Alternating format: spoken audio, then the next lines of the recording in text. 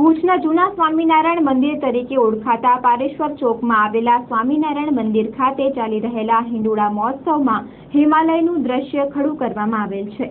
સ્વામિનારાયણ મંદિર સંચાલિત વિદ્યાધામના વિદ્યાર્થીઓ, માધાપરના નરનારાયણ દેવ યુવક મંડળના યુવાનો તથા મંદિરના સંતોના દ્વારા આ મંદિર ખાતે ભવ્ય હિંડોળાના દર્શનનું આયોજન કરવામાં આવેલ છે, જેમાં 16 ફૂટ મોટો હિંડોળો પણ બનાવવામાં આવેલ છે। બહેનોના મંદિર ખાતે હિમાલયના દર્શન કરાવતા પ્રદર્શનનું પણ આયોજન કરવામાં આવેલ છે।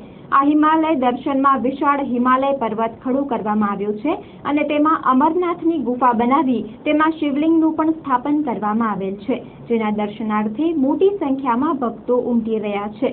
આ મંદિરમાં ભગવાનને ચડાવાતા વિવિધ ભોગના હિંડોળા આકર્ષણ જમાવી રહ્યા છે। ભગવાનને ભોજન બાદ ધરાવાતા પાનના હિંડોળાએ પણ સારું એવું આકર્ષણ જમાવ્યું હતું। મંદિરના સંતે હિંડોળા મહોત્સવની માહિતી આપતા સેન્ટ્રલ ન્યૂઝ સાથે વાત કરી હતી। હિંડોળાનું આયોજનમાં ગઈકાલે જે ઠાકોરજીને જે ભોગ ધરવામાં આવે પછી જે મુખવાસ ધરવામાં આવે છે પાન, એ પાનનો સરસ મજાનો હિંડોળો હતો। 1000 પાનમાંથી એ હિંડોળો બનાવવામાં આવ્યો હતો અને પછી સાથે બીજા પણ સરસ મજાના હિંડોળા હતા। અહીં ચોકમાં એક બહુ 16 ફૂટનો મોટો હિંડોળો છે, ધાનમાંથી બનાવવામાં આવ્યો છે અને ત્યાર પછી બહેનોના મંદિરમાં જે જૂનું મંદિર કહેવાય છે એમાં સરસ મજાનો એક હિમાલય સાંસ્કૃતિક પ્રદર્શન આપવામાં આવ્યું છે, જેમાં અમરનાથની ગુફામાં શિવલિંગ બનાવવામાં આવ્યું છે।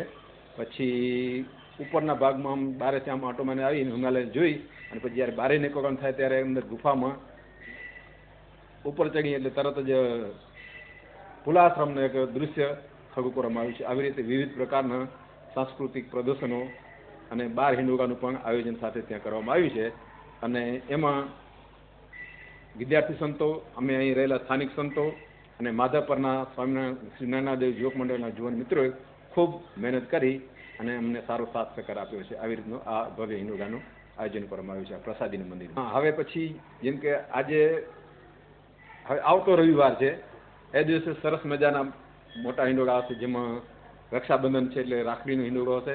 પછી એક હિંડોળાનું આયોજન છે, સરસ મજાના એવા મોટા મોટા હિંડોળા હશે અને ત્યાં તો સાંસ્કૃતિક પ્રદર્શન બહુ ભવ્ય રીતે આવી રીતે ઉજવવામાં આવ્યું છે।